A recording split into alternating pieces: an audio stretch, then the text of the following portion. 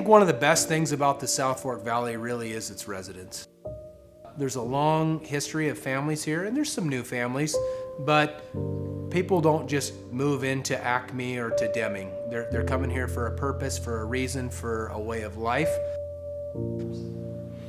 Sustainable farming is always a great term. Some say taboo, but as an industry, everything we do is sustainable. I think the dairy operation, or a dairy, not just ours, is the ultimate green resource, recycled opportunity. Everything from the grass we grow, to the nutrients we put on the field, to the grass we harvest that we feed back to the cows that continually gets recycled through.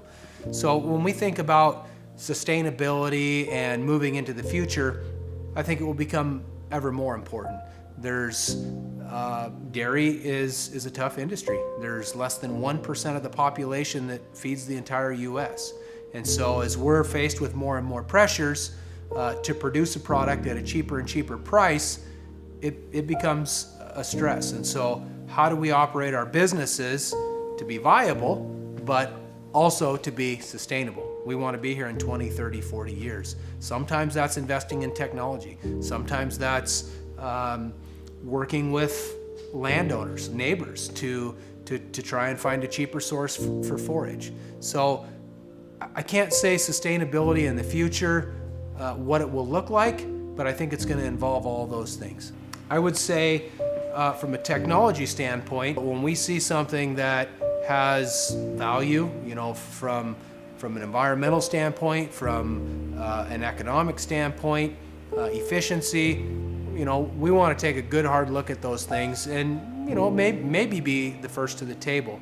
From 1978 to today, there's been a lot of changes. In 2015, we installed a feed facility that helped us mitigate our shrink. Shrink is really anything that we buy that we lose. We lose it because it gets blown away. We lose it because the recipe for the cows called for 100 pounds, but we actually put in 110. So the diet didn't need it. In a dairy operation, shrink becomes a big number. In 2015, when we installed that feed facility, one of the things that this newer technology, our Tree Elite system brought, was automation. And so we are actually able to call for 934 pounds of grain corn, and the system automatically augers in 934 pounds. Robotics will play a huge part in the future, and that's not just going to be in the milking parlor. That may be in tractor automation, that may be in manure application. There's a ton of robotics and automated systems built into manure processing. So those are all things that we're looking at. We try to take each step, not get too big for our britches, and as land base becomes available, as technology becomes available, continue to grow. So in 2018, where we're currently at, we're milking about 1,500 cows, and this facility will accommodate maybe 2,200 cows milking. That is a great example of what I would consider a win-win. Is something as simple as installing a radio system on an electric motor. So we use electric motors and pumps to land apply our nutrients onto fields. What the radio does is it allows us to start and stop that pump from the seat of the tractor. There's a couple things that are great about that. Number one, you don't have to send someone back to a lagoon dike somewhere with a diesel pump and fire it up. You can hit the button and it starts immediately. That's a benefit for me. The benefit for the environment comes when there's an issue or a malfunction. I don't care what industry you're in.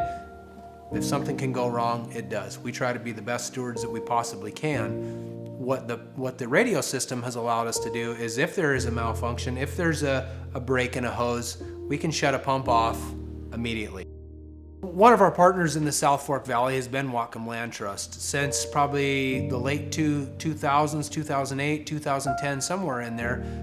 We've had the opportunity to partner with the Land Trust and lease land that they own up and down the South Fork Valley and use that land to harvest crops, apply our nutrients, and that really helps us offset the cost of importing feeds from Eastern Washington, from Oregon, from even the Midwest, as far as grain and hay and silages. Land Trust has always been more than willing to sit down and say, hey, here's what we're thinking. You guys have any thoughts?